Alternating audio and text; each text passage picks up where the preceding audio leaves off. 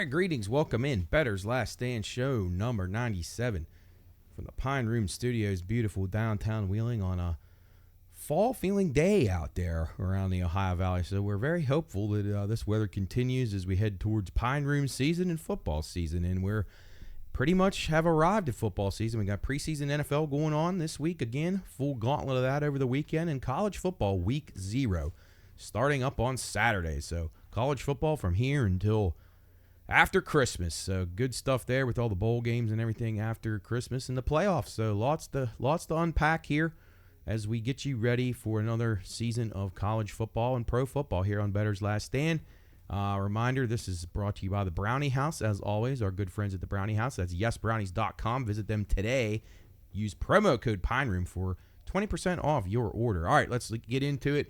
Well, we hit another golf one last week. We had Lydia Ko 2 weeks ago, or a week ago, however you want to look at it, at the Olympics from the women's golf event. She won at 40-1, and this week we cashed on Hideki Matsuyama 29-1. So very, very happy about that victory, and we were up about 23 units, just a little over 22, so 22.40 last week. So solid week, not great in anything but the golf, but we did have a couple AFL winners that we added to the card. We went 6-2 in our AFL futures, so Australian rules, not bad. We weren't very good last week, though, in the single games, that is for sure. But recapping our statistics from the week, again, up about 23 units. AFL, I was 5-7, CFL 3-2, WNBA 3-3.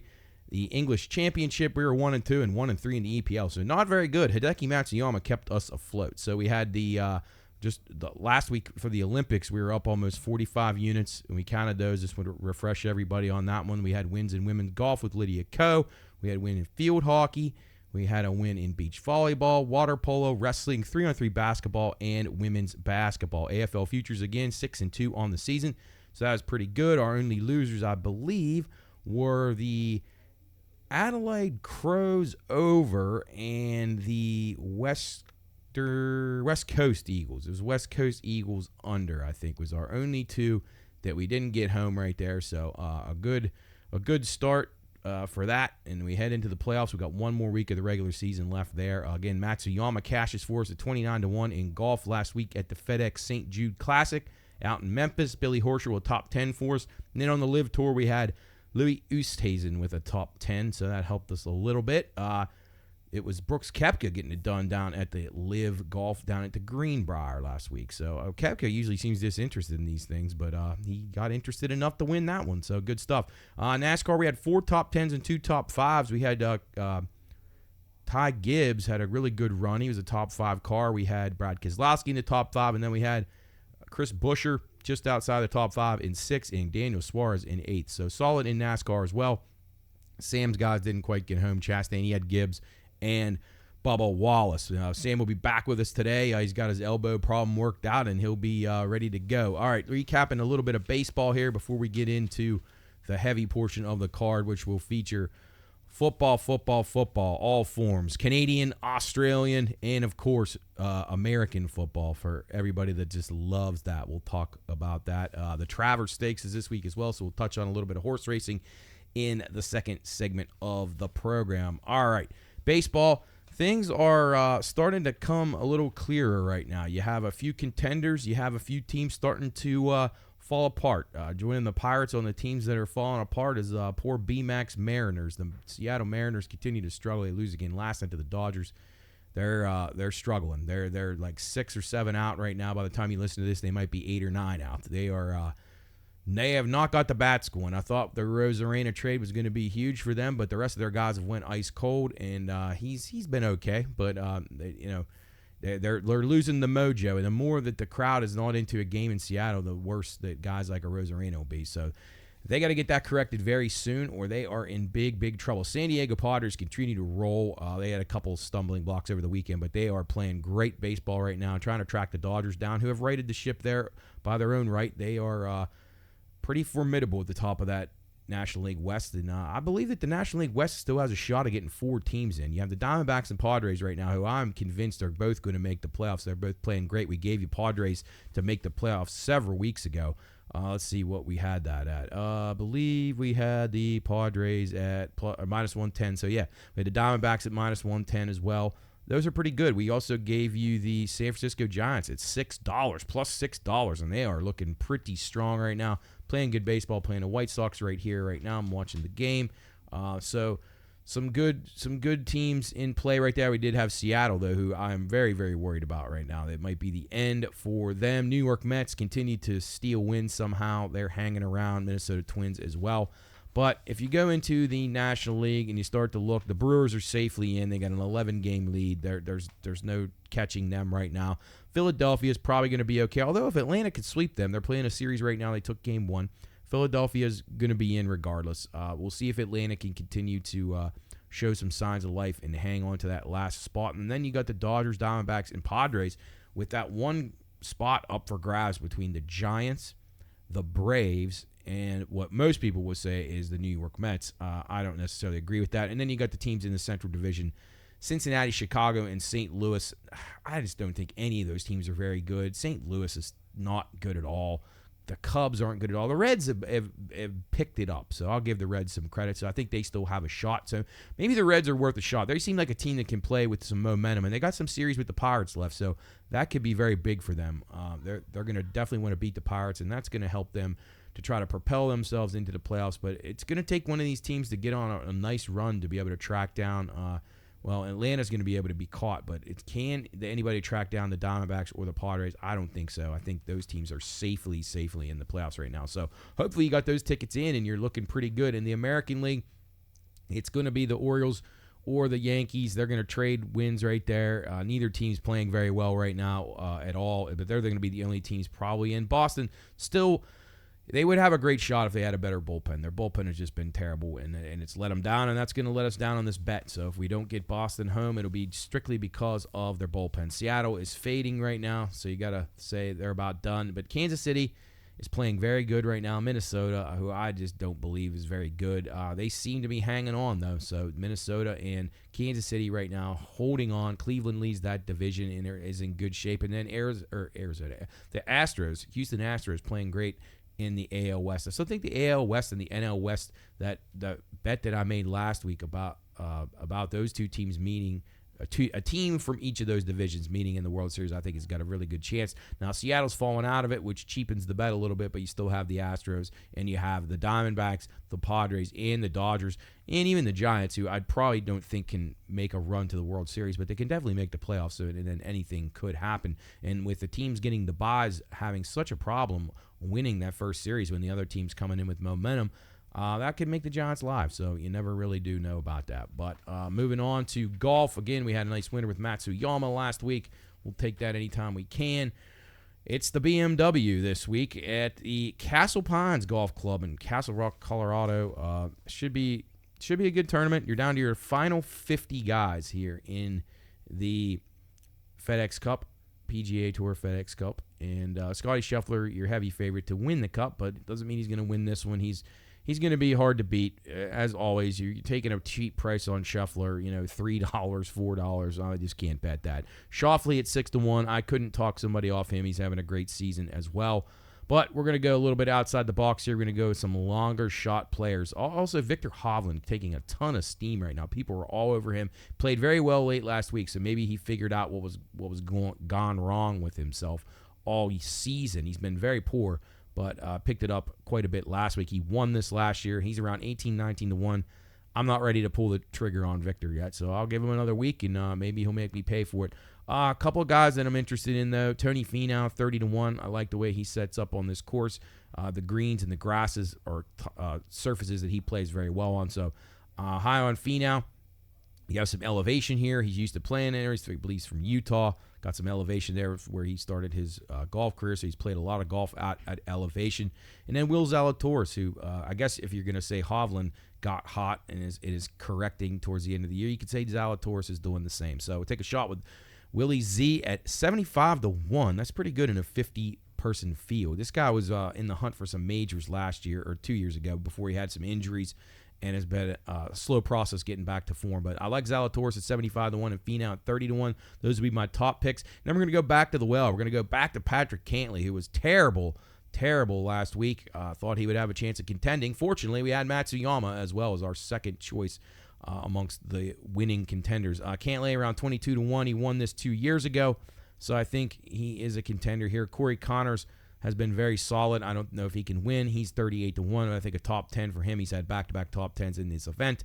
And Billy Horschel, who turns it on when the pressure's on. So Billy Horschel's the kind of guy that I think he just likes to try to I think he kind of plays a villainous role, kind of like people. I don't know if people don't like him, but he kind of comes off as like he thinks people don't like him. So Billy Horschel at 42-1, I think he can do some damage out there and play pretty well. He's had some decent finishes and then a couple other longer shots. Max Homa has not had a good year at all, but 95-1 on him, and he's played well at this tournament before. So take a shot with Homa, although this is a rotating course, so it's not always the same course, so it really doesn't matter that much. But I think Homa, being a West Coast guy, this is close to the West Coast, and I think he could come alive here. 94-1, we'll take a shot. And Brian Harmon, the lefty, 67-1. Not sure how this sets up for left-handers. I've read conflicting reports on that, so we shall see. But we'll go with Harmon and Homa as our longer shots. Zalatoris and Finau are our top picks, and then Billy Horschel, Patrick Cantlay, and Corey Connors are the in-between, the meat of the sandwich, so to speak. All right, we're going to take a break here on Bettor's Last Stand. We're going to come back, and we're going to talk all things football. It's CFL, it's Aussie Rules, it's NFL, it's college football. Everything you can imagine from a football standpoint after the break on Bettor's Last Stand. Show number 97. We'll be right back.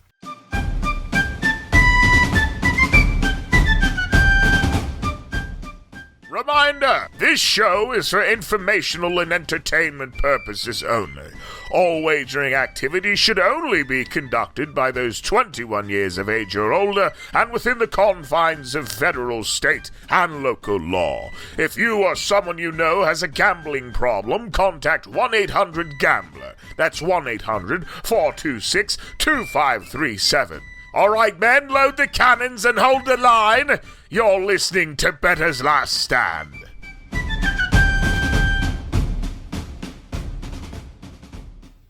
All right, greetings, everybody. This is Bettor's Last Stand, show number 97, coming to you from the Pine Room Watchdog Studio, downtown Wheeling. For our new listeners on the Watchdog Network, WKKX, we appreciate you joining us for the first time. We're going to be playing the Bettor's Last Stand podcast regularly in the 5 o'clock hour on our Fridays, our Football Fridays, the loaded Football Friday card that we have for you here on the Watchdog and from the Pine Room Studio. So we're excited to have you along with us today. We got a loaded card for you on Friday, as always. Bear and Bob, 12-2. Then the Pine Room Football Friday show on the Watchdog, presented by Gumby's and Jill's Gentlemen's Club. That will be from 2 to 5 every single Friday. 5 to 6 will be this show right here, Bettor's Last Stand. We're excited to be on the Watchdog Network. And again, thanks to everybody at the Watchdog team for making the Football Fridays possible. And we're going to try to give you as much football action as possible.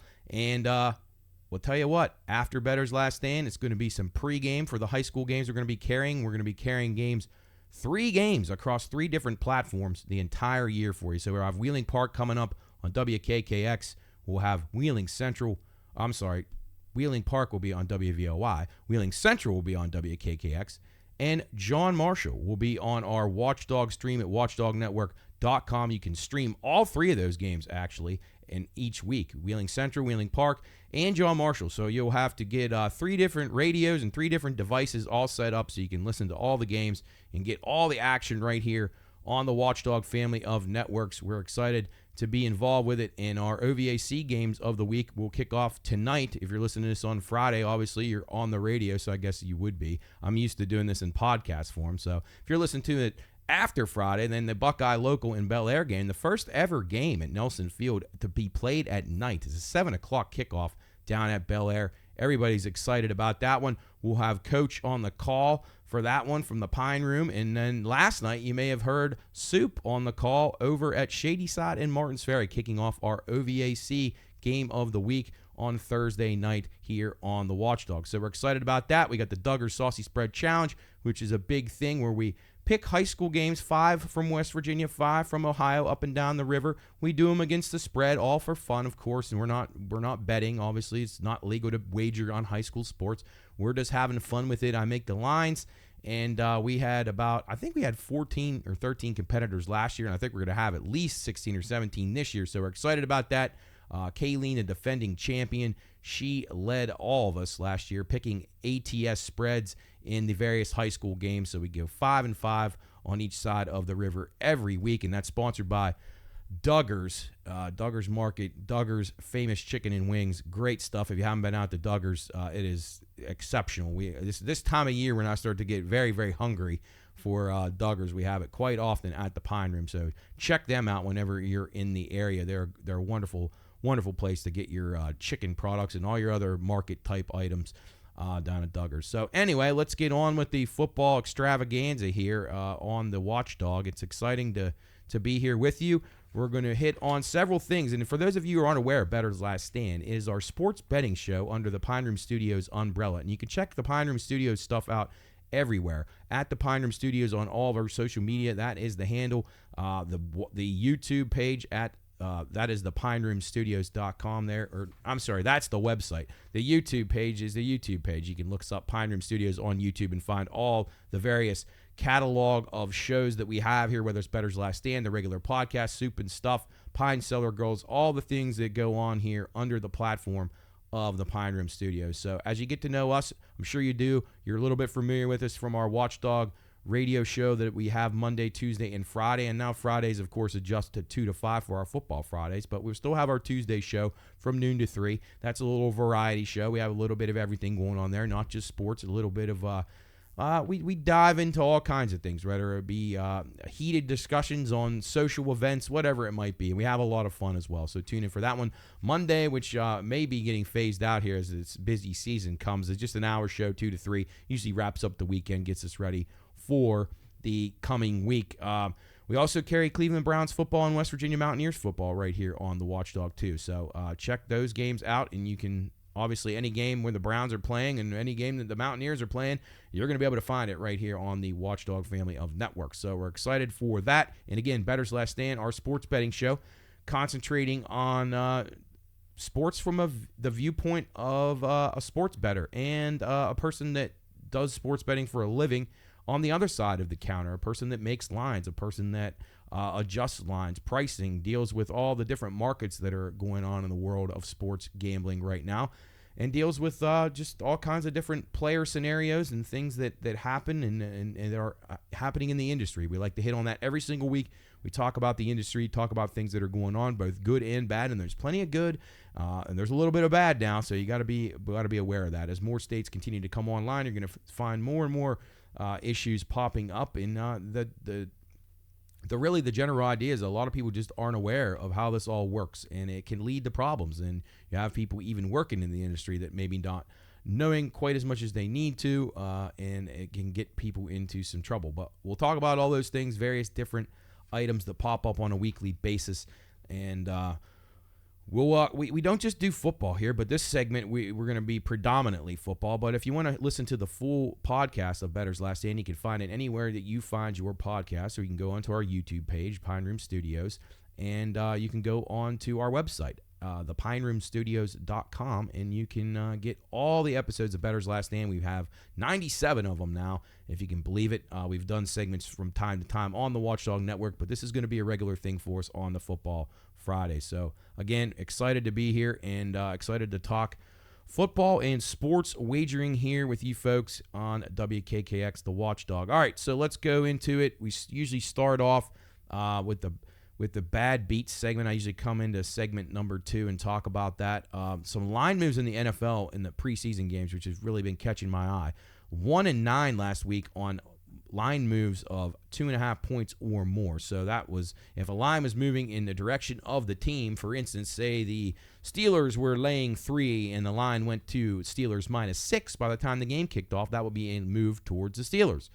Well, that would be a loser lately because they went 1-9 last week. So anytime where the line's moving in the favor of the team, meaning there's steam on there, heavy action on one side, you are seeing it work out the other way, and it did last week. Line move losers last week in the preseason NFL, Buffalo and Pittsburgh. Now, their total got steamed up from 33.5 to 38. And guess what the final score was? 9-3. So an easy under there, cigar smoking under there. New York Giants, they were plus 5.5. Big money on them. Came all the way down to almost a pick'em game. Giants go off at plus 1. They lost 28-10. Carolina Panthers plus 3.5. Those open last week. They go off a 2.5 point favorite, and they lose the game outright, 15-12. Then the Chargers, plus 1 on the opener. They go up to a minus 3 point favorite, so a big 4 point steam up there. They lose the game 13-9. And then last, the Las Vegas Raiders opened at a 3.5 point favorite up to 7. They went off a 7 point favorite, lost the game 27-12. So those are just some examples of the big line movements. And so far over the last 2 weeks, that's where you want to be. You want to be on the team where the line is not moving in favor of, and that is usually rare because when the regular season comes, you'll see those statistics turn around a little bit, maybe not as pronounced, but they'll be significantly in the favor of the team with the steam early on if you can get the best of the number. Hasn't mattered here so far. And unders are going incredibly well so far here. 26-6, if you can believe it, over the first 2 weeks of NFL full card preseason. 26-6 to the under. So if you're playing those blindly, you're having a pretty good start to your football season, and your bankroll is getting very, very juicy as you head into college football week 0 and college football, pro football week 1 and 2 coming up here in the next few weeks. Another bad beat, England Championship, Sheffield United, minus 140 on the money line. They led the game 2-0, and this is soccer action, folks, so it's not 2-0's a nice lead in soccer. Maybe it's like hockey now, the worst lead in hockey, 2-0 or 2-goal lead.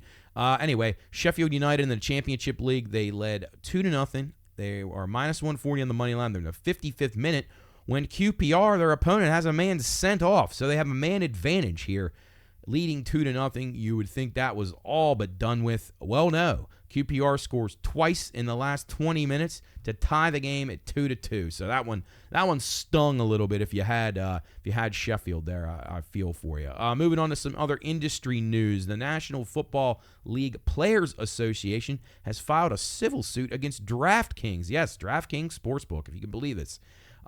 As this is how it was labeled: anticipatory breach of contract. So they're anticipating a breach of contract. They filed this in the Southern District of New York, the old Chuck Rhodes district.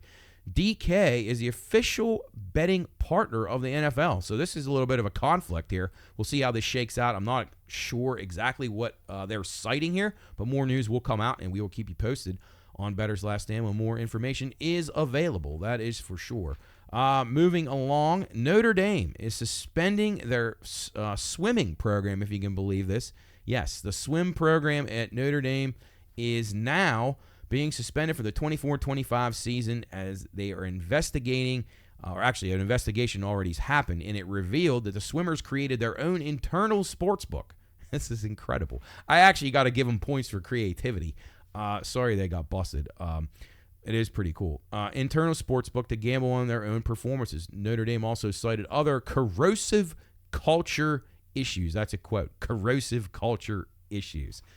So maybe there was more to it than just that, and then that was the topping of it all, and that's what they decided to tell people in the news because it would look better than a sexual hazing scandal or something along those lines. I'm not saying that happened, but it's very possible. You don't know what could have went on there. But anyway, internal sportsbook shut down for the Notre Dame swim program as somebody just smashed one out into McCovey Cove for the Giants. Looks like Michael Conforto. And there's some people kayaking out to get the baseball.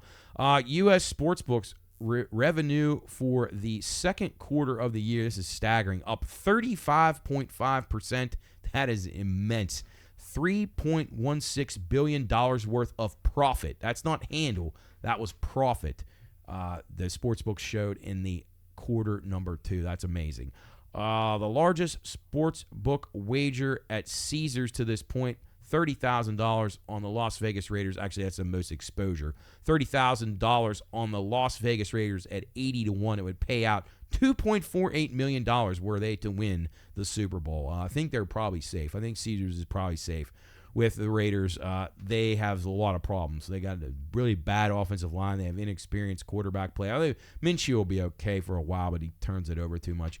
So I don't expect the Raiders to be much of a contender. I think they'll be okay, but not going to be a team that I'm going to be thinking is going to win a lot of games. All right, some preseason trends as we head into another week of preseason games here, the last one before we get going with the real stuff. Here's some trends that you may want to keep an eye on. The Atlanta Falcons, 4-22 against the spread in their last 26 preseason games. Yikes. Didn't really realize that. The Houston Texans, 11-22 under run in the preseason so far. So a lot of unders happening there. So I believe, which I should have wrote it down as 22-11 to the under run. So 11 overs, 22 unders. So get on the unders there for Houston. New York Giants, 12-3 to the over their last 15. And the Seattle Seahawks, 11-2 to the under in their last 13 in the preseason. So good stuff there if you choose to indulge yourself in preseason football. A lot of people do not like to do that, but I think you can find some value out there. And I think if you're on the right side and you can find some inside scoop, you got a shot of winning some cash. Colorado continues to be the biggest liability for sportsbooks across the country as numerous players have taken the Buffs to win the Big 12 and college football playoff. Action everywhere. We're taking it at our place. People are taking it all over town. Everybody I'm talking to across the area, across the region, across the country is taking Colorado Buffalo's money to win the various potential prizes. I'm not certain that they're going to do a whole lot of winning, but we shall see. And then Hawaii, a 38-point favorite this week against the Delaware State Hornets. And Delaware actually missed their plane yesterday trying to get out to Hawaii. Not sure that will affect it very much. But this is the first time Hawaii's been favored by a margin like this, 38 or more, since 2018 when they're, I believe, a 39-point favorite against Duquesne right up the road from us here. So the Warriors probably aren't going to be very good, but they're improving. Now, this will be Timmy Chang's best team so far. I want to talk about that when we review the Week 0 card. And then a little bit of baseball. Paul Skeens, oh boy, how the mighty have fallen. And this really isn't his fault. He's worn down a little bit, but still a wonderful, phenomenal pitcher. Skeens down from minus 4,000 to minus 225, and I actually saw some minus 175s even today to win the National League Rookie of the Year as the Pirates continue their slide, and Skeens is going down with them. Circa Survivor and Circa Millions, a lot of the contests getting underway out in Nevada. Would love to bring something like that here to this area. Maybe we'll do that sometime if we can get the support we need to make something like that happen. But Circa Survivor and Millions, documentaries out on that right now. You can check it out. I'm sure you can find it on YouTube or X. And pretty cool stuff as they go through and review how last year went. A lot of the people that were involved down to the final 10 or 12, the interviews and a lot of inside scoop about how their strategies play out and how they even got into it. So pretty cool stuff there. $1,000 buy-ins on some of those, and they're very, very big, and the pools continue to grow, and there's no rake in that one at Circa. They don't take anything out, which is just absolutely remarkable. So Derek Stevens, Mike Palm, those guys deserve a ton of credit for that. All right, before we get to football, we got to jump into a tad bit of horse racing. I know I promised a mostly football hour here as we lead you up to fabulous football, OVAC football coming up here in a little bit. We get the pregame show coming up at 6 o'clock, followed by the kickoff over at Nelson Field between Bel Air and Buckeye Local at 7. All right, so we got the Travers Stakes. This is like the Midsummer Derby up at Saratoga. It's been a little bit of a weird year in horse racing. You have no Belmont Park because it's getting renovated, so you have Saratoga hosting the Belmont Stakes. So some of these horses that would have run in the Belmont, they already ran at Saratoga in technically the Belmont, but it really wasn't the Belmont. Anyway, an 8-horse field makes up the Travers Stakes. It's race 13 on the card on Saturday up at Saratoga, and it's a pretty good field, I would say. Sometimes you get some horses that are just at the point of exhaustion by this point, and they don't ship them. Now you don't have Mystic Dan; he's shut her down for the year. But his stablemate, Torpedo Anna, is one of the favorites here. And yes, she is a girl. It's a filly running against 7 boys in 3-year-old thoroughbred racing. So anyway, let's go through the field here. Again, Torpedo Anna, the filly, 3-1. Brian Hernandez, the jockey. He rode Mystic Dan in the Kentucky Derby and won for the same trainer, Kenny McPeak. So that combination, pretty successful so far this year. He is a pace setter, or she. I say he because I'm used to saying he in the Travers. She is a pace setter. She should be up on the pace. She's coming in off of a win at the California Coaches Club Oaks. So a good win there at Saratoga. She won the Acorn, and she won the Kentucky Oaks. So a very, very productive year for her so far. Has been red hot. Has been up near the lead every single time. Can she get this distance of 1.25 miles? I don't really know, but I got to use her. I'm not saying she's going to win this race. She could get blocked in a little bit, but I think she's got a lot of run in her, and she could be just better than all these. I wish that she would have ran in some of the Kentucky Derby races, like the Triple Crown races, but she had a good stablemate, so Kenny McPeak wasn't going to waste 2 bullets there. So Torpedo in it takes the Kentucky Oaks, and then the next day, Kenny McPeak wins the Derby with Mystic Dan. So he had a hell of a weekend, that's for sure. Torpedo in, though, cannot be dismissed here. Pace is going to be good. It's going to be fair, but I don't think it's going to be scorching. So I think she'll have enough stamina to be able to hang. I will be using her on my Superfecta ticket and my Trifecta ticket. Second horse drawing the 2 posts, it'll be Sierra Leone. And again, Torpedo in the 1 post if I didn't say that. The 2 horse, Sierra Leone, comes in. Chad Brown, Flavian Pratt. Heard me talk about him before on the Pine Room Watchdog radio show.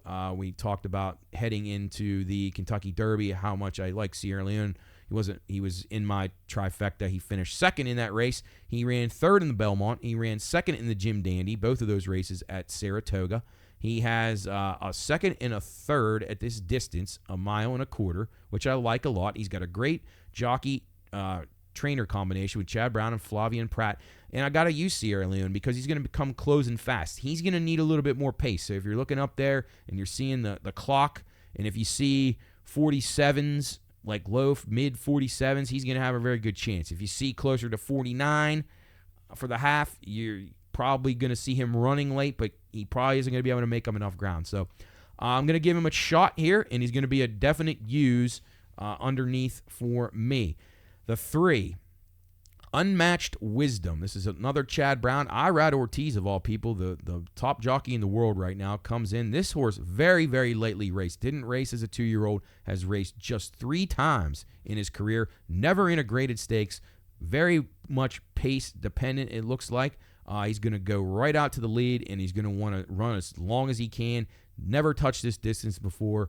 A lot of concerns there, but Irad Ortiz jumping on board has to make you think a little bit that the horse might have some talent. For them to spot him here, it's almost like the ownership group maybe wanted him to come here, but it is Clarovich, and they're wildly successful, so there will be no reason for them to force this horse in here.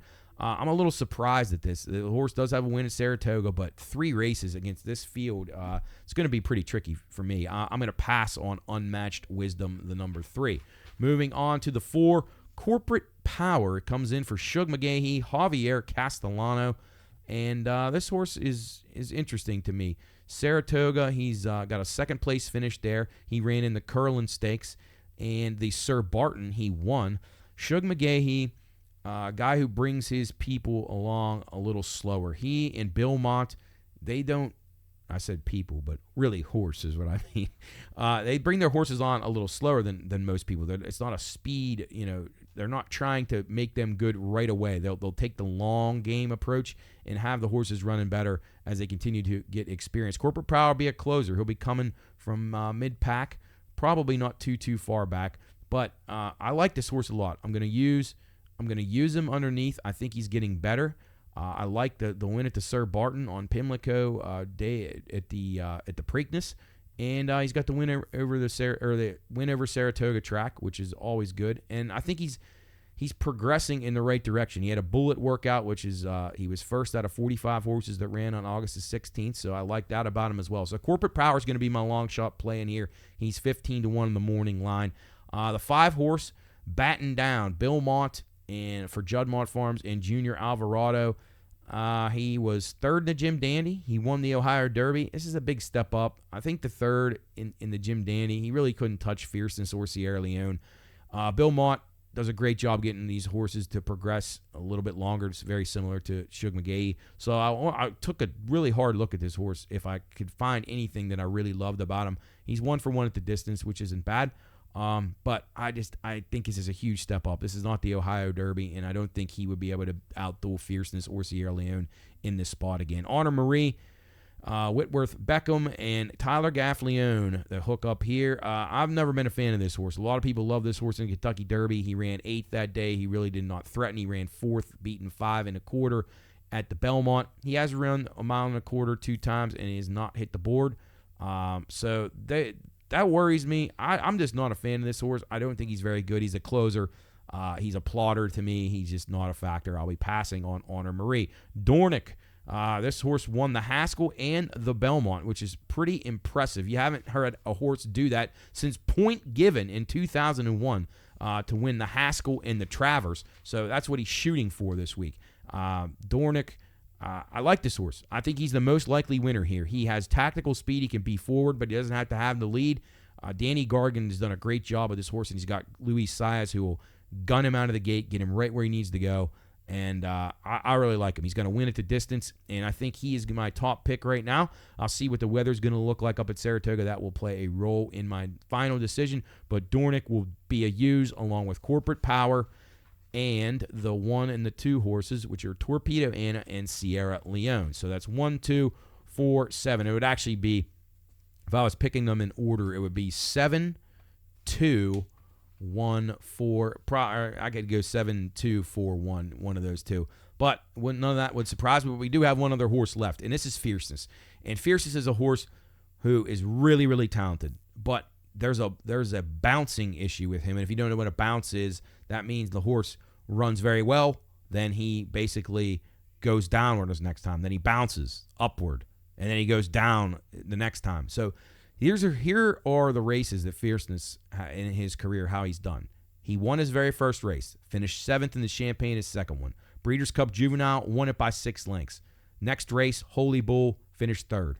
Next race, Florida Derby, won it by 13 lengths. Next race, Kentucky Derby, lost 15, beaten 24 lengths. And then the Jim Dandy, he won by a length. So he is going every other race right now in his career. And when horses do that, it's a focus issue. He thinks he's done everything he needs to do. He gets cocky.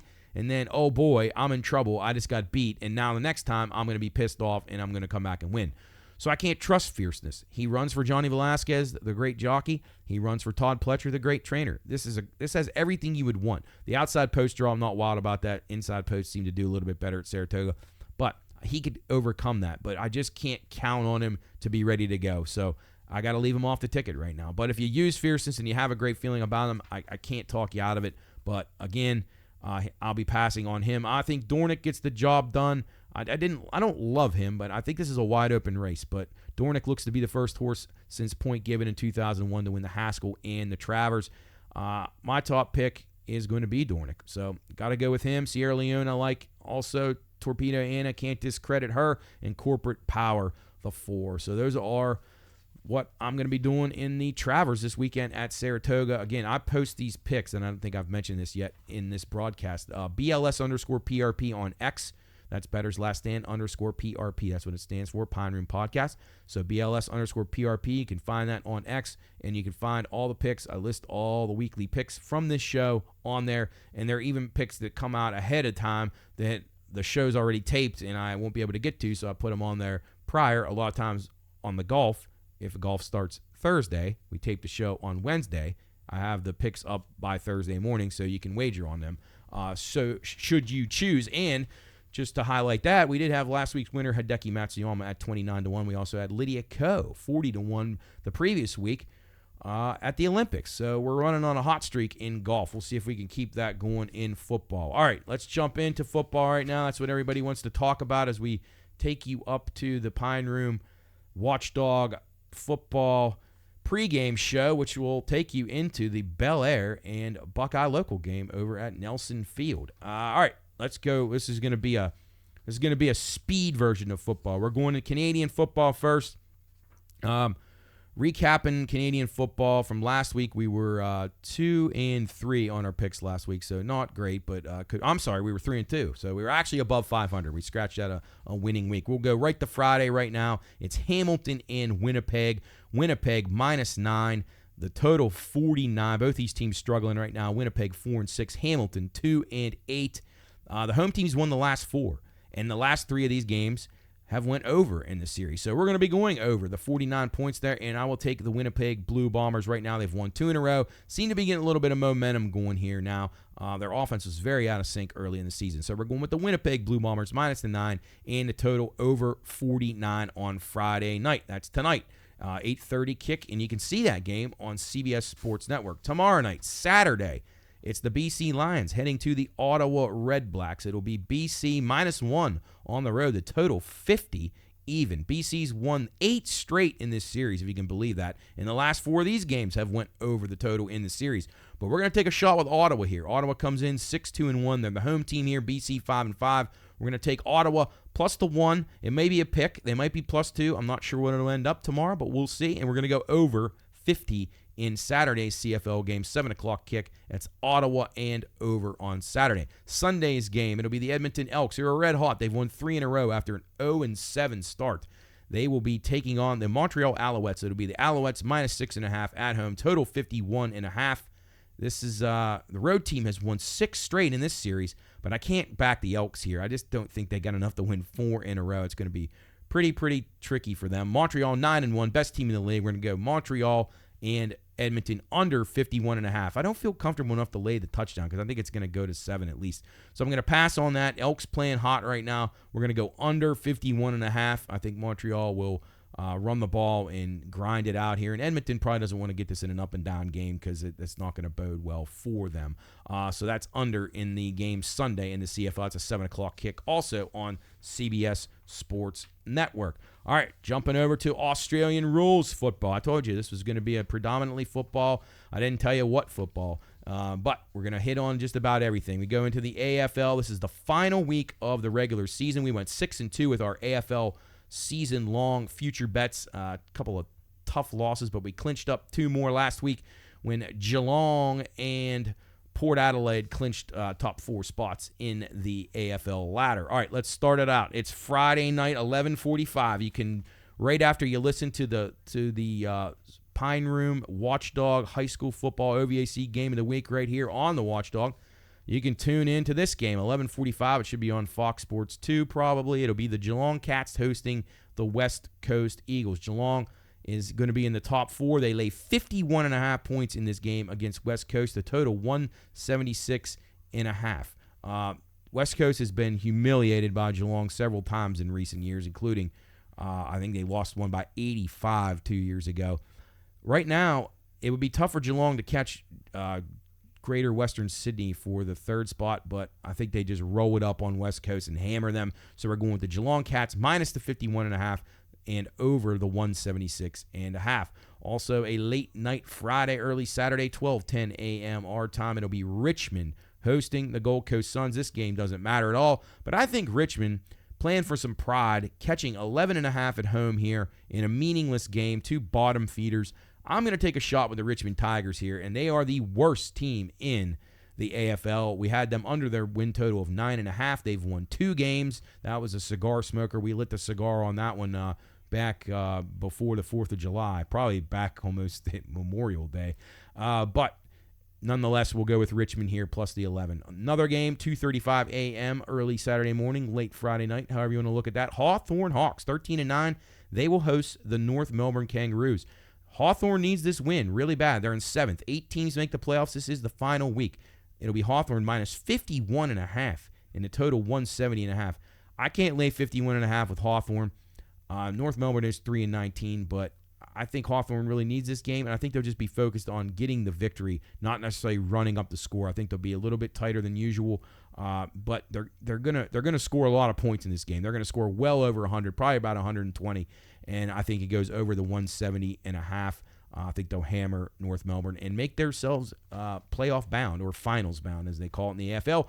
Saturday games, 5:25 a.m. This is an early morning start. It'll be the Brisbane Lions. They've lost 2 in a row. They'll host the Essendon Bombers. It'll be Brisbane minus 36.5, total 170.5. Essendon lost all chance of making the playoffs last week with a terrible performance. They got flattened in the second half and never recovered against the Swans.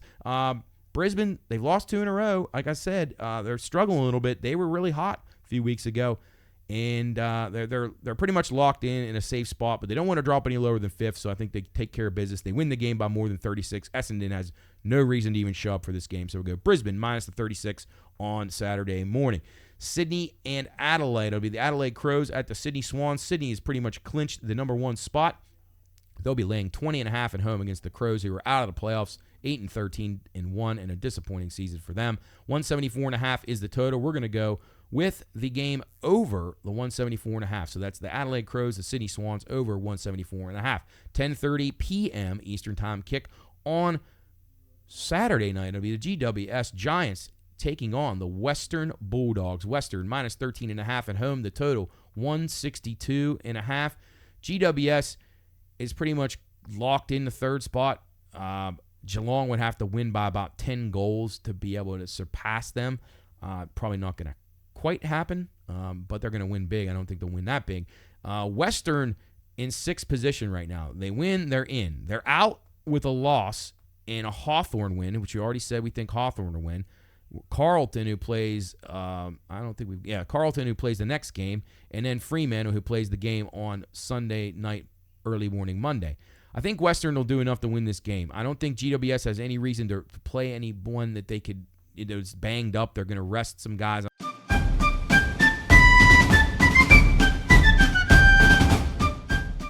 Reminder, this show is for informational and entertainment purposes only. All wagering activities should only be conducted by those 21 years of age or older and within the confines of federal, state, and local law. If you or someone you know has a gambling problem, contact 1-800-GAMBLER. That's 1-800-426-2537. All right, men, load the cannons and hold the line. You're listening to Bettor's Last Stand.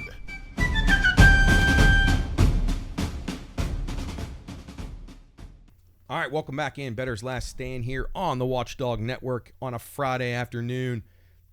All football all day here. If you haven't been listening, make sure you make an effort to do it next week. Bear and Bob kick it off at 12 to 2, followed by the Pine Room Football Friday show from Gumby's, sponsored by Gumby's and Jill's Gentlemen's Club. Then we'll have an hour of this show, Bettor's Last Stand. You can find that one at the Pine Room Studios or anywhere you get your podcasts or on our YouTube page as well, each and every week for the full version.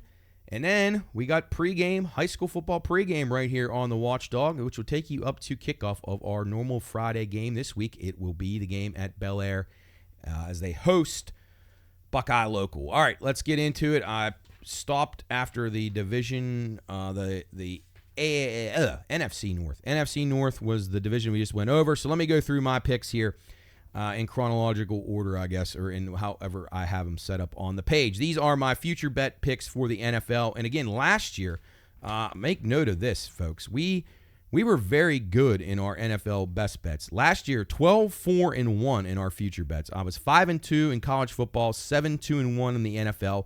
And in 2022, we were 26. That's 20 wins, 6 losses, and 1 push in our football future bets. So pretty good. That's, 32-10-2 over the last 2 years. Anybody will take that.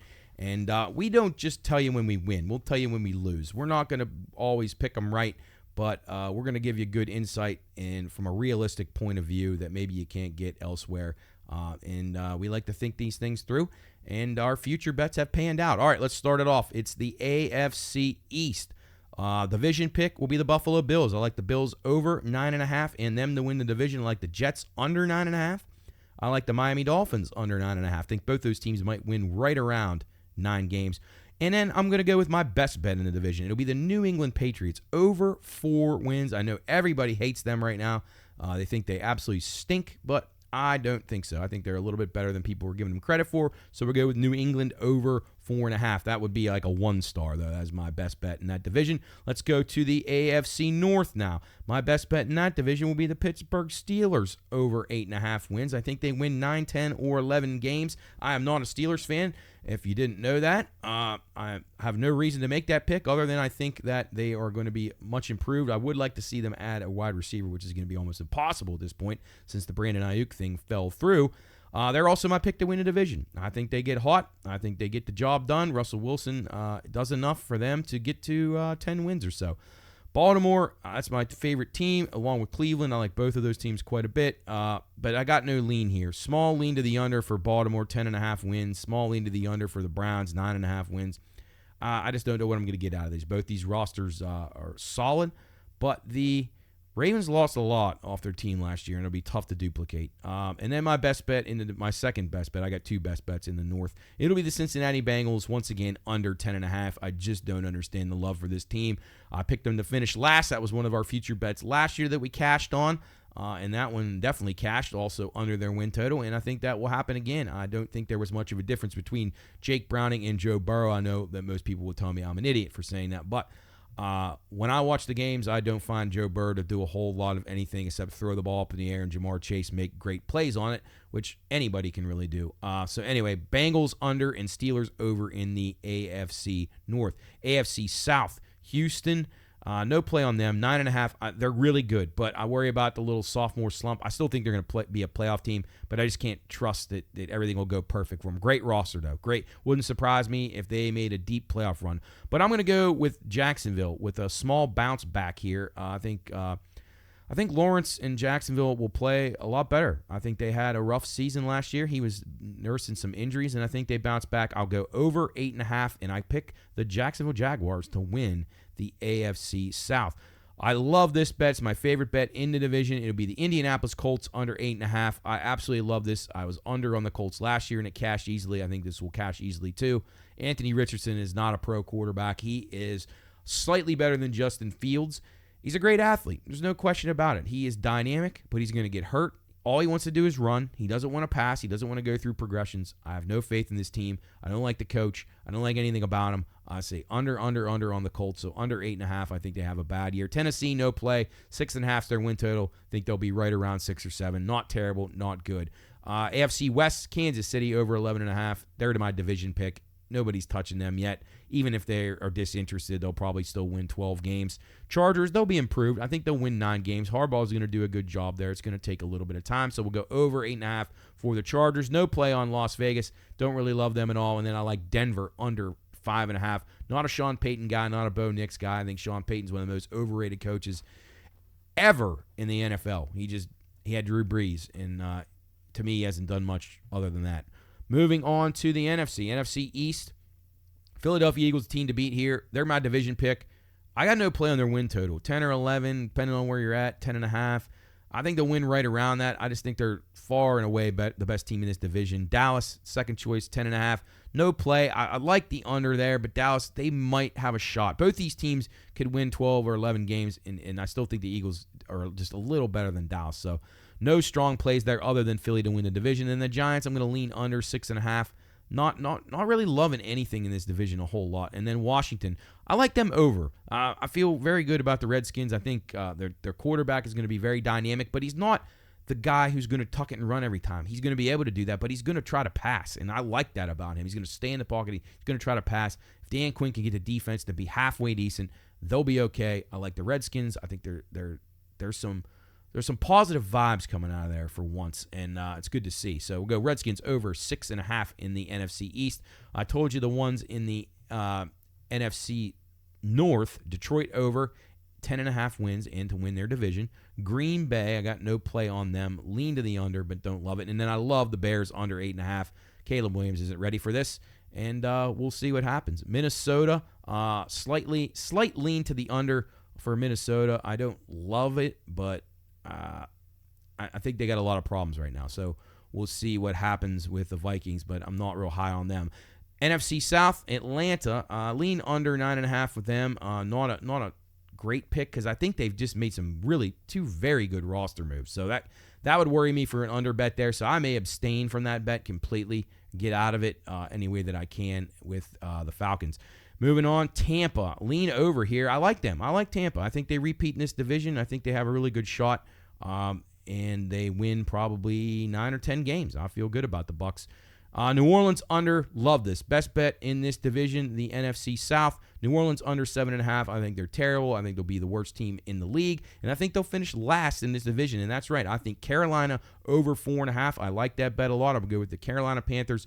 I think they could win up to 9 games here. And honestly, it wouldn't shock me if they won this division. I know that's ridiculous to most people, but it wouldn't shock me. If Tampa had some issues, some injuries, it wouldn't shock me if Carolina was able to get the job done here. Then we go out west, NFC West, San Francisco, 11.5 is their win total. No play on that. I think they'll win right around that. Don't love them, don't hate them. I think they're starting to wind down their run, which is a little bit of a concern if you're a Niners fan. But I do like 2 teams in this division quite a bit. Seattle Seahawks over 7.5. I think they'll win at least 8 games. Love the new coach. Like what they got there. If the quarterback play holds up, they're going to be very, very good contenders. The Rams over 6.5. Playoff team last year. They were good. They got 2 great weapons at receiver. They got a veteran quarterback who's won a Super Bowl and can get the job done. I know Aaron Donald's gone, but I really like this team. 6.5 is way too low of a win total for a club like that. They're very, very good. And then Arizona. No play on them. I think that they're trending in the right direction. I think they'll win 5 or 6 games, and they're going to knock off some teams. So you got to be aware of the Arizona Cardinals. I think they're very, very live. For these picks and more, follow us, BLS_PRP, or tune in to the full version of Bettor's Last Stand. Going over to the college card right now. All of my college futures are up on the BLS_PRP X page right now, and I have all those win totals. But we'll get into week number 0 here and run through this card really quickly for you here on the Pine Room Football Friday extravaganza, Bettor's Last Stand style. This is Bettor's Last Stand, the Pine Room Studios sports betting network. Not network, sports betting podcast on the Watchdog Network. All right, here we go. We got Georgia Tech. We got Florida State. It's a game they're going to play in Dublin, Ireland, of all places. It'll be Florida State minus 10.5, total 55.5. This is a Saturday noon kick. Florida State opened 13.5. They're now down to 10.5. And the total, 55.5. It's kind of held from where it started. It's open 54, 55.5, or 55, in that range. We're going to go over in this game. I like over 55.5. Both these teams have defensive issues. Florida State breaking in a lot of new players. But I think Georgia Tech, who returns a starting quarterback, and I believe they return 8 stars on offense, and a team that was trending in the right direction last year was they won a couple games. One they shouldn't have won against my Miami Hurricanes, but we don't want to talk about that one. So I lean Georgia Tech a tad in that game, but I really, really like the over 55.5. Montana State and New Mexico. This is a 4 o'clock kick. FS1. It'll be Montana State coming out of the FCS. They're minus 11.5 in this game, steamed up from the opener of 9.5. The total, 54.5. I like this game under. I think this is a sneaky under. I think that New Mexico has serious quarterbacking issues. Montana will ground and pound, and I think they control the line of scrimmage. So I'm going to go with Montana. I don't want this to get much higher than where it is right now, 11.5, 12, but I could still play it there. I don't want it to get to 13 or 14, of course, but I don't think it quite will. But we like the under there and a lean towards Montana State in that one here on College Football Week 0. The SMU Mustangs and the Nevada Wolfpack. This is an 8 o'clock kick on CBS Sports Network. It'll be SMU minus 24.5. The total 56.5 in this game. This opened SMU minus 20.5 all the way up to 24.5 now, if you can believe that. I thought the best value in this game was SMU's point total over. I think they'll probably score in the 40s here. They have a very good offense, a lot of returning players. They return 8 starters on offense, and they bring their quarterback back. So that's very beneficial. Nevada, one of the worst teams in Division I football last year. They do bring their quarterback back, but they only won 2 games last year. So I'm leaning the SMU point total over 38.5. I think you could play it up to 40 really, and then maybe you even just lay the points with SMU. But 24.5 is getting up there a little too high for me. But we shall see. I'll look ahead real quick to next Thursday. It'll be a week from last night as we start into week 1. It'll be North Carolina and Minnesota. This game at Minnesota. Tar Heels at the Gophers. Right now the Gophers laying 2. The total 50.5 here. These numbers have held up pretty good so far. Not a whole lot of of bets have been taken on this. I found a little bit of value here with the under in this game. I think Minnesota will run the ball, control it a lot. They get a new quarterback coming in. Both teams actually have new quarterbacks. Obviously, Drake May in the pros now. So North Carolina having to replace Drake May, and then they had to replace Sam Howard before that. So maybe the cupboard's a little bare for the North Carolina Tar Heels. I think they're going to be more prone to run the ball. Their running back is their top guy on their team, on their offense. So I think both these teams look to run the ball a lot. Like under 50.5 is a little bit of a look-ahead spot to next Thursday, kicking off week 1 of the college football season. It's going to be a full gauntlet of games. You have the Penn State Nittany Lions traveling to Morgantown to take on the West Virginia Mountaineers, which should be a really good ball game. We'll see how that turns out. I'm going to lean Penn State there in the under. Penn State's going to be really good. Their defense exceptional. So I think that could be some wishful thinking spots for the Mountaineers. Actually, I got a little bit of time left here, so we'll go ahead and go through my college football future bets here for the upcoming season. Again, we were very good in these spots the last 2 years. And again, I'm not somebody. I'll sit here and tell you when we suck, and there's weeks where we're absolutely terrible. But we were 12-4-1 last year, 5-2 in college, 7-2-1 in the pros.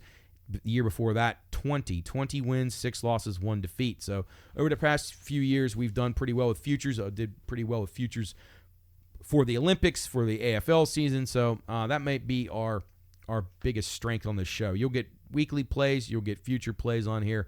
Tune in, BLS_PRP. You can check us out on X. You can follow us at the Pine Room Studios on all the social media. And you can find our podcast, Bettor's Last Stand, that you're listening to right now, the full version, anywhere you listen to your podcast, or on our YouTube page at the Pine Room Studios or the pineroomstudios.com website. You can find the link to the show that way as well. All right, SEC, I went Alabama over 9.5 wins. I went LSU under 9.5 wins. I went Oklahoma over 7.5 wins. And my best bet in the SEC, it will be Florida under 4.5 wins. Really, really like that one. Florida's really going to be up against it. Their schedule is just brutal. If you've looked at it, you'll know what I mean. They have a really, really tough schedule. All right, to the Big Ten we go. I'm going to go with Wisconsin over 6.5 victories. We're going to go over 6.5 for the Nebraska Cornhuskers as well.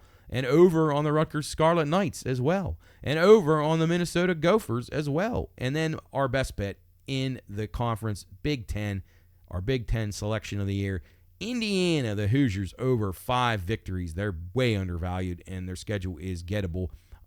So a lot of overs there. But, you know, the Big Ten is gigantic now, so there's plenty of teams that can win a lot of games in that conference. ACC, going to go with Miami, my Hurricanes, over 9 or 9.5. It's probably up to 9.5 now. I think they're a conference contender in a weak league.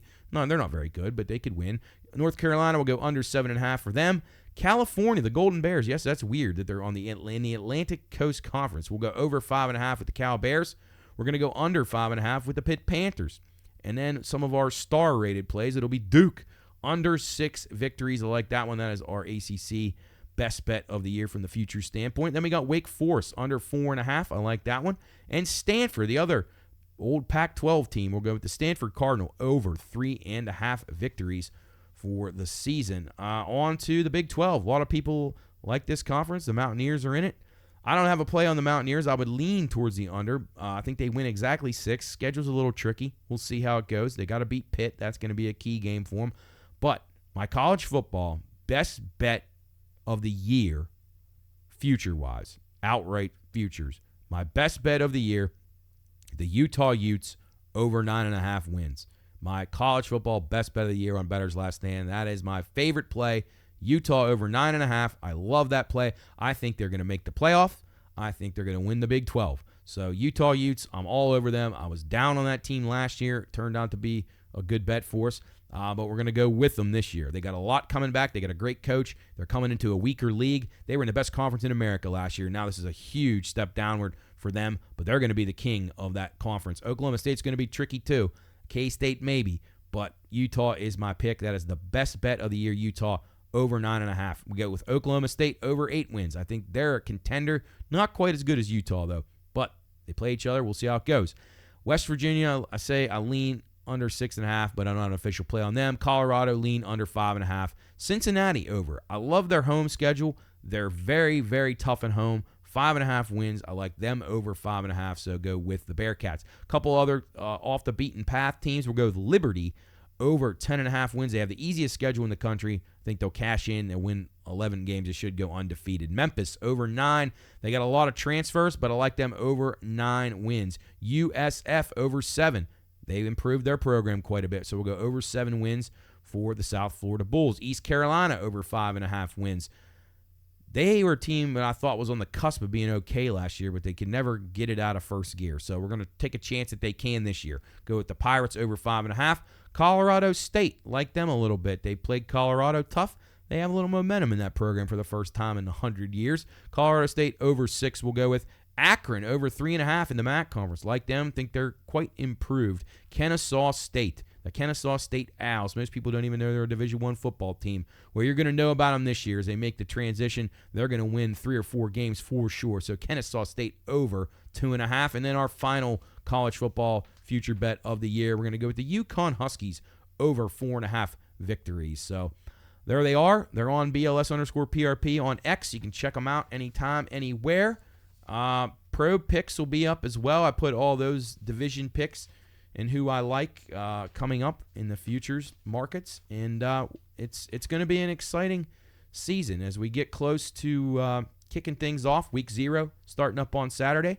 Then we have, of course, Week 1 of college football starting up next Thursday, followed by Week 1 of the NFL the following week. So things are shaping up for a big, big football weekend here. You can check out everything you want to hear football from a football standpoint on Friday afternoon here, Bettor's Last Stand. We are going to be in the 5 o'clock to 6 o'clock hour, bringing you right up to the pregame show for our high school game of the week. And in most cases, it'll be leading you into Wheeling Central, Wheeling Park, and John Marshall games on Friday nights. As again, we'll have every Wheeling Central football game for the exception of the opener. As Soup, Brian Campbell from the Pine Room, he is going to be getting married that week as they take on James Monroe during Week 1. So we won't have that game from Wheeling Central. They're actually on the road at James Monroe. Won't have that game, but after that, we will. We'll have every Central game the rest of the way on WKKX, the Watchdog, of course. And then on WVOY, you'll get every Wheeling Park game except for one. I can't remember the one that we don't have, but it's a faraway trip. So we're going to have 9 out of the 10 Wheeling Park games here on the Watchdog, and then every John Marshall game as well on the watchdognetwork.com. All right, so just a couple things to recap on Bettor's Last Stand, show number 97 on the Watchdog Network for the first time officially. We've had the shows slide in here. We've done a couple of BLS versions on the Watchdog on our Friday show from time to time, but this is going to be the regular home for the Bettor's Last Stand show in the coming days during football season from 5 to 6 p.m. So we're excited about it. We're excited about our Football Fridays entire day, actually. Our Football Friday show, 2 to 5, brought to you by Gumby's and Jill's Gentlemen's Club. We'll be out at the Gumby's in Elm Grove and Moundsville and all over the area in the coming weeks. And we hope you'll stop by, give us a honk, give us a wave, and stop in and get all your tailgate goodies. Get your beer, get all your smoked products, all your snacks, everything you need. Beef jerky, everything to get you through the day and the evening as you're headed to a football game, whether it's the Mountaineers, whether it's the Steelers, the Browns, high school games, whatever you need. Gumby's will have what you want. Duggar's Saucy Spread Challenge will start up next week. 5 games on each side of the river. Our guest celebrity pickers will all compete, and see if Kayleen can defend her crown. She was the champion last year, edging out our buddy Jerry Ames, who gave a valiant effort but fell just short last season. But again, recapping our Football Fridays, Bear and Bob kick it off every Friday, 12 to 2. Then it's the Pine Room guys on the Football Friday show, 2 to 5 from Gumby's, presented by Gumby's and Jill's Gentlemen's Club. Then it's right here, Bettor's Last Stand, 5 to 6. You'll get an hour of Bettor's Last Stand, full version available at the Pine Room Studios on YouTube, at thepineroomstudios.com on the website, or wherever you get your podcasts. Then that will take you into the pregame for the high school game of the week, which in most cases it's going to be our Wheeling Central or Wheeling Park broadcast, along with our John Marshall broadcast on watchdognetwork.com. And then it's the game itself. Coach and Soup will be on those various calls. Coach doing all the Wheeling Park games, while Soup will handle the Central action. We'll have various different Pine Room celebrities sideline reporters, all kinds of available amenities for you to take in all the action of Wheeling Park, Wheeling Central, and John Marshall football this fall on the Watchdog. And then it'll be the scoreboard show after the games, and then we'll be back and doing it all again the following week. Pine Room show on Monday. Could be getting the nicks for the coming weeks as the workload is building quite quickly. And then Tuesday, the Tuesday version of the show, the Pine Room on the Watchdog, will be our regular 12 to 3 version with our variety show, a little bit of everything. Fun listen if you want to pop us on at work or when you're driving. That's going to do it for us. Bettor's Last Stand, show number 97 from the Watchdog Pine Room Studios in downtown Wheeling. We will be back next week with another action-packed episode. And again, you can find us at the Pine Room Studios on all the social media at pineroomstudios.com. Our website, BLS_PRP, our X handle for all the picks. And we're going to take you out to our high school pregame show and then out to a few games here in just a little bit. So don't go anywhere. The Watchdog is your place for all the football action this fall. And again, we'll remind you, the Brownie House. Get on over to yesbrownies.com today. 20% off your order. Use promo code PINEROOM. And you want to get those things. That's another thing that'll go great with your tailgate here as football season is upon us. That will do it for us on Bettor's Last Stand. We will be back next week with another action-packed show here on the Watchdog. Have a great evening, everybody.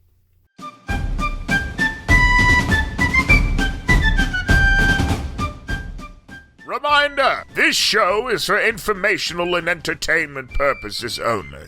All wagering activities should only be conducted by those 21 years of age or older and within the confines of federal, state, and local law. If you or someone you know has a gambling problem, contact 1-800-GAMBLER. That's 1-800-426-2537. All right, men, load the cannons and hold the line. You're listening to Bettor's Last Stand.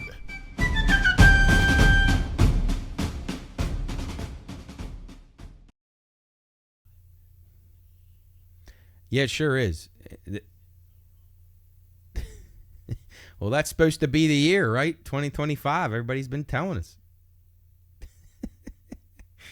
Oh, well, let's move on to something a little bit more entertaining and positive right now. Let's go to open wheel racing. We're going to recap both open wheel circuits back this week. Obviously, the Indy guys were back last week, and then you got the F1 guys joining them, and of course, NASCAR. 2 races left till the playoffs. We'll talk about all that stuff right here on BLS. All right, so let's recap last week. And I was bummed out about this one because I thought I had Scott McLaughlin in the race. He led 67 freaking laps, and the late caution does me in. Newgarden gets the lead, gets the jump on the restart, and holds him off. And he really pulled away. It wasn't even close.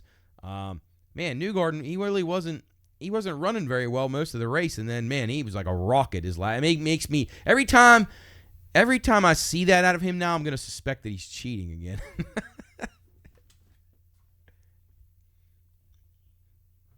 Because it looked like he just blew everyone away on that last restart. I mean, McLaughlin had the best car the whole night, and he couldn't even keep up with him. He was 2 seconds behind by the end of it.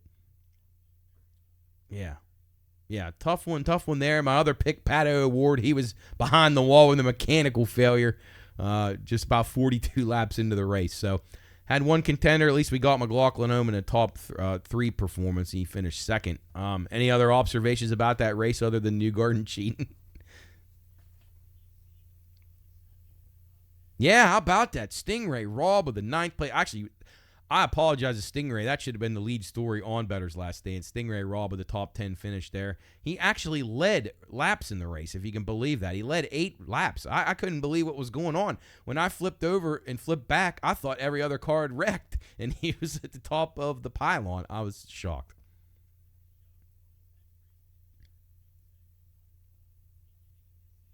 Yeah. Yeah.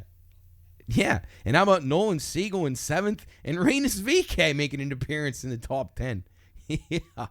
Yeah. I'll tell you who's not back is Marcus Ericsson. Whatever has gone wrong with this dude, he can't even compete right now. I mean, have you ever seen a bigger fall from grace than this guy?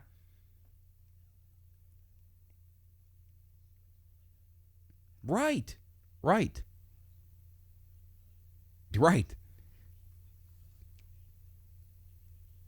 Yeah, he didn't go from Red Bull to Williams. Come on.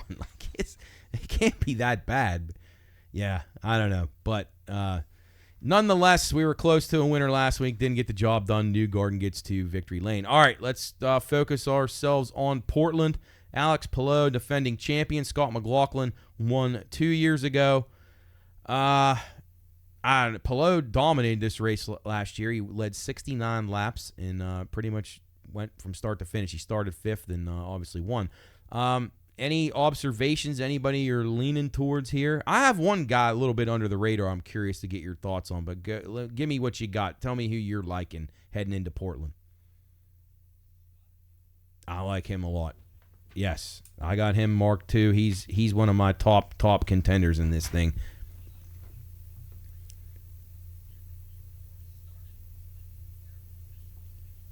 Right. Yes. Yeah, no. Yeah, no, I like him a lot. I had him as my pick to win. And then my second choice, Graham Rahal. I like him. He's led some laps here. He started on the pole here last year. He's been running okay, and I think he can maybe get a little bit of momentum here, maybe get a top 10 or top 5 here. What do you think of him? Okay.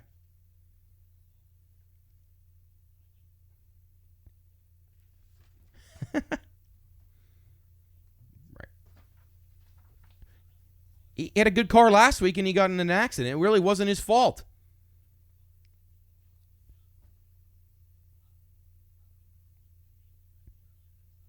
Right.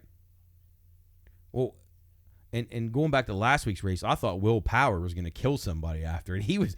Guy looked like he was playing a wrestler's character. He was trying to. He was looking around like he wanted to fight somebody. Yeah.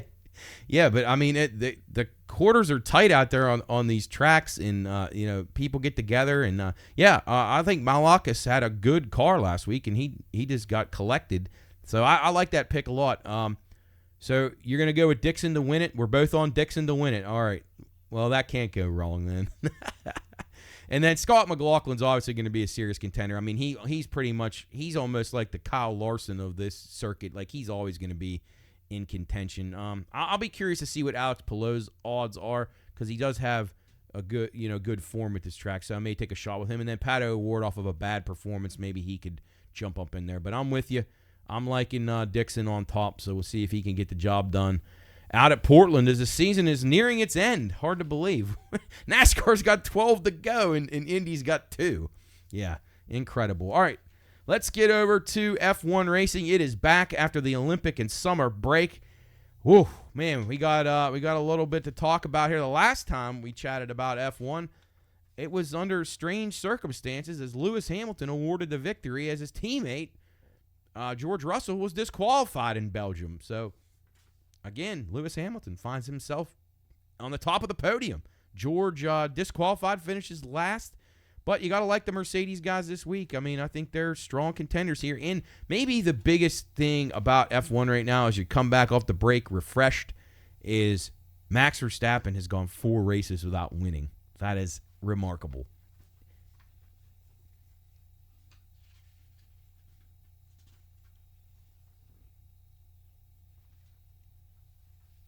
And it's his home track.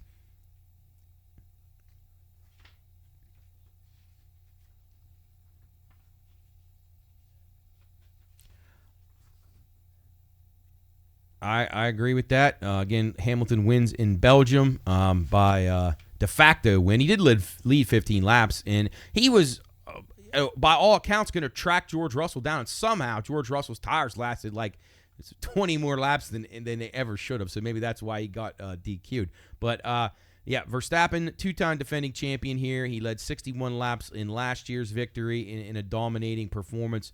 And the year before that, he was dominating as well. He led 58 laps.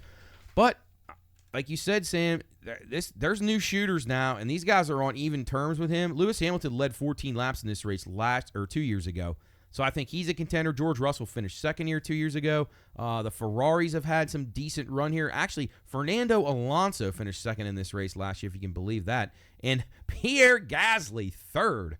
That's a remarkable performance by him. And then maybe the most remarkable is that Sergio Perez was actually turning out good finishes still last year. Verstappen plus 185. Man, I don't think I can play him at that number. It's his home track. I know that. But I'm looking at either a McLaren or a Mercedes. How about you?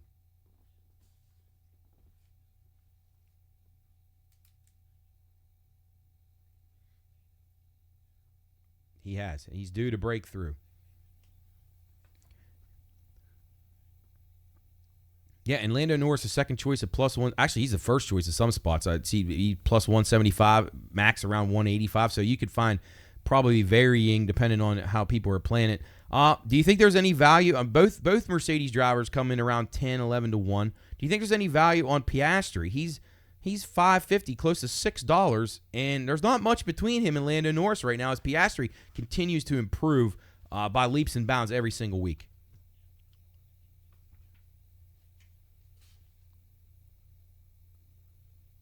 Yep, I like it. I even think McLaren double podium has got a shot. Now, how about this? They're not that far off from these cars, but could Ferrari have done something in the few weeks off to rejuvenate themselves? You got Charles Leclerc at 18 to 1, Sainz at 26 to 1. Man, I'm looking at those guys and saying, man, these prices are getting away a little bit here. Remember, last year they were the only team that could contend with Red Bull even at all. Not that they did it every week, but they could do it once in a while. I think maybe there's a little value on Ferrari. What do you say?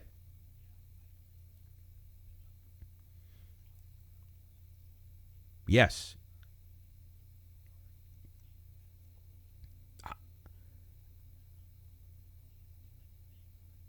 Yeah, it certainly is. And if you go out and you look at markets like double top six and things like that, then it kind of gets interesting for you too, because if you have both Mercedes and both McLarens in there, there's 4 spots. You got Max as a 5th, and then somebody's the odd man out. Is it going to be one of the Mercedes cars? Is it going to be one of the McLaren cars? Or is it going to be Max? And I doubt it'll be Max, because that's the one thing about him is I don't see it getting to the point where he is not able to at least contend for podiums every week. He might not be able to overtake both of the cars from these teams, but I feel like he can still get one or the other from a week-to-week basis. What do you think?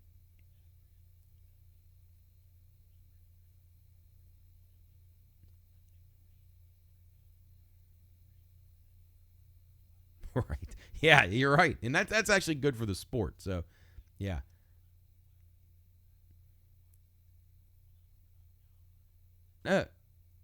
We were down, and then in recent weeks, it's kind of brought us back into it. It's really been a good year for F1. I think it's rejuvenated interest. You've had several different winners. I mean, Carlos Sainz won a race still, and Lando won a race, and Leclerc won a race, and now both Mercedes guys have won a race, and both McLaren. So I mean, you're getting double winners out of all these teams. I mean, that's 3 teams that have had double winners. That's awesome. And Red Bull wasn't one of them, because Sergio Perez, I wonder what he did over the break. Yeah, he needed to. Maybe he should start applying for seats in NASCAR or something. Come on, man. All right, any long shots, any of the outside teams you think maybe could sneak in the top 10 or anything like that? Okay, I like it. It's a good safe one. Yeah, no, he's gotten as much as he can get out of a car, I would say, for him. Yeah, he is. So we're excited for the Dutch Grand Prix. That's 9 a.m. on Sunday. Good to have that back in the mornings. I know I've been starved for morning action. I got soccer back this last weekend, and now with the Olympics gone, it's racing and soccer. That'll get me through, along with Australian Rules Football. All right, on to the stock cars. We have 2 races left until the playoffs, and man, this is getting exciting. And slowly but surely, Tyler Reddick is looking like he is having just a ridiculous year. He continues. I think he leads the circuit in top 10s, and he gets into victory lane in overtime at Michigan, 7-1. And why not? He could probably be a contender here at Daytona coming up. Coke Zero 400. We got 2 weeks until the playoffs begin. I believe, we started off in Atlanta, I think. So, yeah, we got Darlington next and then Atlanta for the playoffs. Right now, Kyle Larson, the leader in points, safely in. Chris Bell, Denny Hamlin, William Byron, Tyler Reddick, Ryan Blaney, Austin Cindric, Chase Elliott, Joey Logano, Daniel Suarez, Brad Keselowski, Alex Bowman. Oh, man. Those guys all in the playoffs right now. Then you got guys fighting it out. Martin Truex, Ty Gibbs, Chris Buescher, Ross Chastain, Bubba Wallace, Kyle Busch. Man, Sam, this is going to be exciting. And, I will say, I enjoy this playoff race just for these guys that are getting in the final spots almost as much as I do the guys up near the lead, because it gives you a whole different element and something else to watch out there on a Sunday.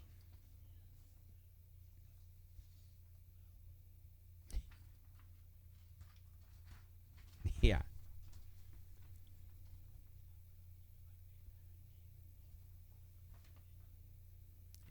Yeah, you sure do. And he did run well last week. He was a contender. He led some laps.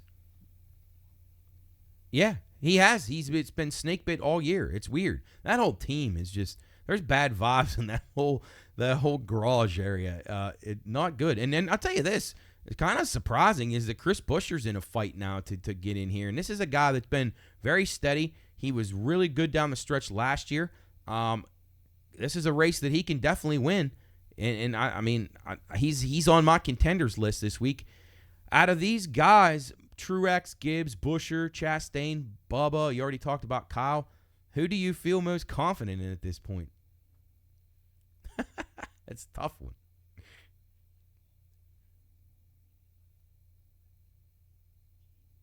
Oh, Briscoe, yeah.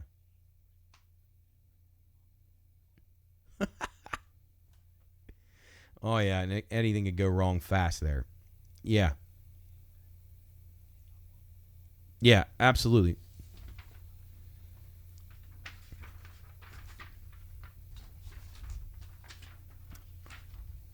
Yep. Yeah, Michael McDowell's ran well here at Daytona. Obviously won the Daytona 500. Yeah. Yeah. Yeah, you remarked about him, and I got to tell you, I watched him a little bit more thoroughly the last few weeks, and the guy's a good racer. There's some good young drivers here. Zane Smith's been impressive to me. Obviously, Ty Gibbs is just knocking on the door hard right now. He's going to win here very, very soon. It's coming. I think he will. I think he even if he doesn't make it into the playoffs, I think he can still be a guy that'll steal a win from somebody. I like him. Third place last week. Very strong performance. You said Hochevar with another great performance, and even Noah Gragson, another good performance. So, yeah, I think this race. Obviously, every time you go to Daytona, it's just, can you stay out of the mess? Can you avoid the big wreck? That's why I just never play guys with low prices here, because it just doesn't make any sense. Like, it doesn't matter how good their cars are. It's more about luck. It's more about strategy. Who stood out to you among the contenders? Anybody that you're liking a lot? And I mean, it's basically a crapshoot here.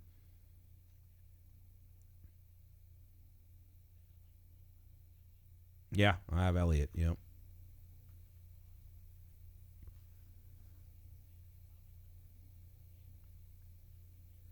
Yeah.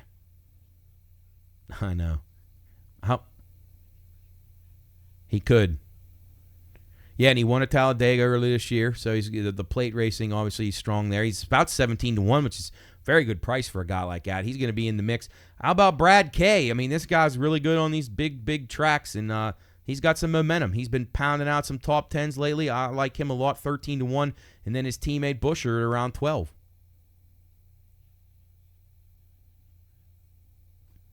Yeah, he sure is.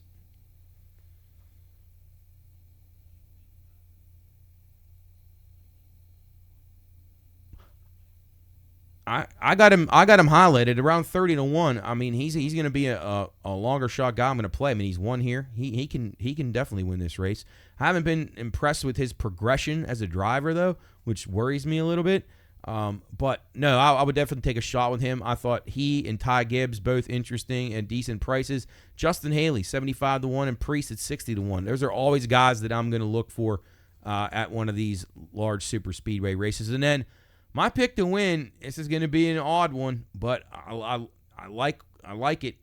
He's been in the top 5 the last 3 of the super speedway races. Alex Bowman is going to be my pick this week, Sam. He's waking up, right? Yes, yeah. Don't forget about me. I'm the forgotten Hendrick racer, but don't forget about me too much. So I'm going with Bowman. I like Elliott and Keselowski as my second 2, and then those long shots that I talked about.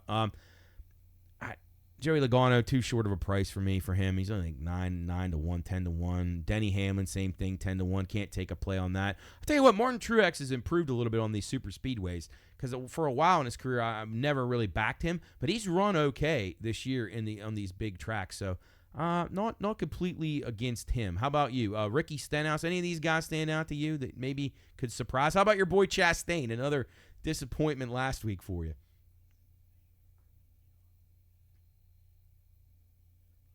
Right, because this is when he does his best work, when it's the back's to the wall. Yeah.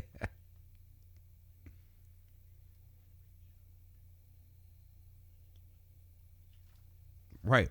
Yeah.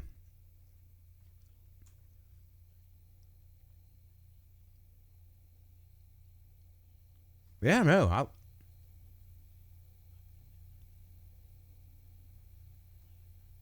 No, he can definitely contend. And then the guy that we always seem to not talk about, although I did a lot last year down the stretch, is Ryan Blaney. I mean, the guy's just solid, great racer, great on these big tracks. 12 to 1, that's a fair price on him. Even Austin Dillon, 30 to 1. Now he needs to win again to try to get himself in there, which was a justifiable penalty, as we discussed before about that. We were hoping that NASCAR would do something. They finally did, so that's good. Probably well-deserved. William Byron. I mean, this is really, people, if you're somebody that you really got a good gut feeling about it, a good price, roll the dice, because this can happen. I mean, we've seen it. I mean, Ryan Preece has almost won these races before. McDowell's won one. I mean, a lot of guys that are under the radar that can win these races. Yeah. So who's your top play going to be? Elliott?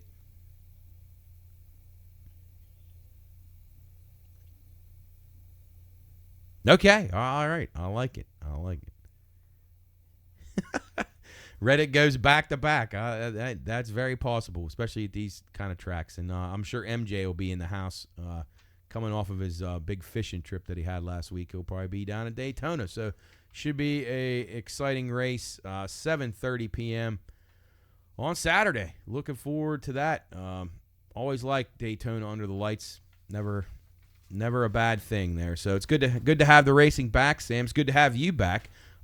Anything else on your mind from a sports perspective that we didn't hit on or that went on over the last couple of weeks since you've been gone?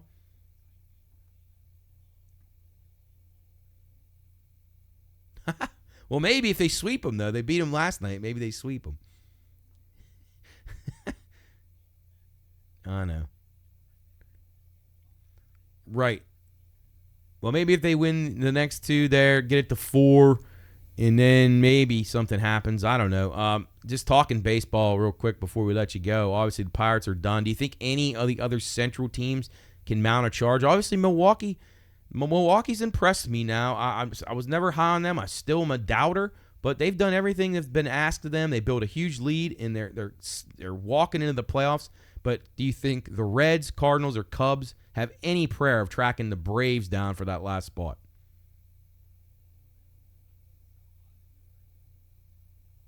Right. They're all the same. Yeah. Yeah. I don't think they can. The Reds,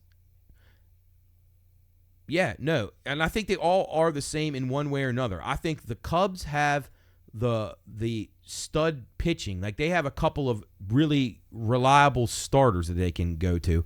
The Cardinals, to me, are just old. And they keep treading water a little bit, but they just have no punch and no zip. Now, the Reds have a little bit of zip because they got some young blood, but they're inconsistent. So, I mean, each one of them has a vulnerability, I would say. I don't think they get it done. I think you're more likely to see a fourth team from the West catch the Braves and the Giants. The Giants are still down. They just got beat by the White Sox today as I'm talking to you right now, so that isn't good. But I feel like the Giants aren't done yet. They're good enough to maybe hang in, but Atlanta is probably just going to do enough to make it in because you got to figure Arizona and San Diego are already in.